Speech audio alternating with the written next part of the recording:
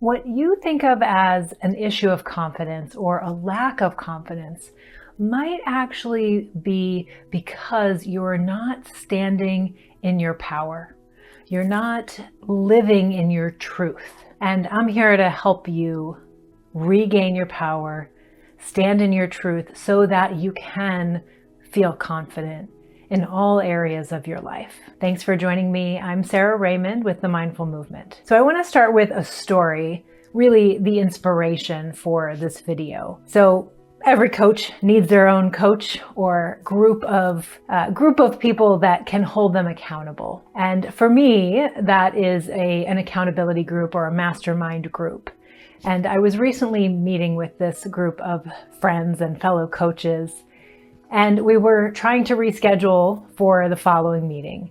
And my nature is just to say, well, I won't be able to make it, and I'll come the next time. And one of my friends and fellow coaches lovingly called me forward and said, where else in your life are you not asking to have your needs met? Where else in your life are you not standing in your truth? And that really had me thinking about the answer to that question. Where else do I show up and not ask for my needs to be met? And that really has been a long-term struggle for me, a challenge for me that I've been facing. And the beauty of that question, where else does this show up in your life, is that it just brings your attention to the topic. It allows you to be more aware. So if you are finding yourself feeling like you have a lack of confidence or you wish you had more confidence, I would encourage you to ask yourself that same question. Where in your life do you find yourself not standing up for your needs?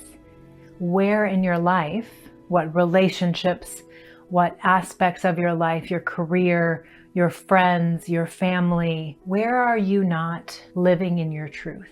Because what we do in life, we do in life. And what I mean by that is, if you're the type of person who hits the snooze button when your alarm goes off, you might look at that pattern, that behavior that may seem uneventful, it may seem unimportant, and see where else are you hitting the snooze button in life. And when you can start to look at these patterns, then you can start to make changes. And the first step in making a change around standing in your truth and upholding your power, embodying your power, is to recognize what it is in the first place. So my recommendation for that is to really take time to connect with yourself. Take time, whether it's in meditation or a contemplative silent walk, or maybe like dancing or painting or some other form of silence and stillness.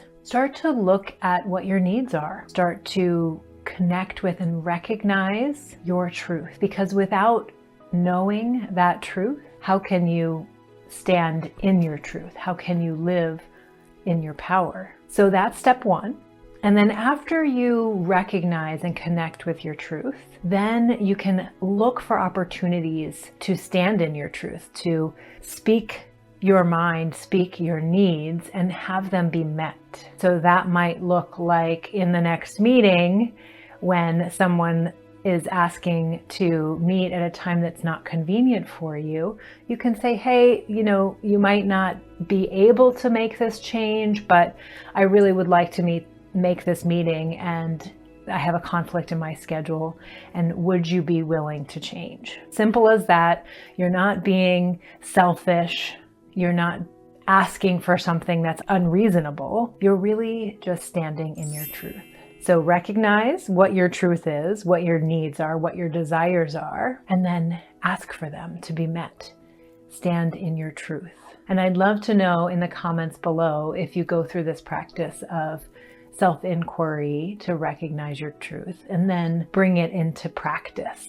So let me know in the comments below how that goes for you. And if you're interested in learning more about confidence and regaining confidence, I linked up this video here that I talk all about how your limiting beliefs might be getting in the way of regaining the confidence that you desire. So I hope you'll check that out next.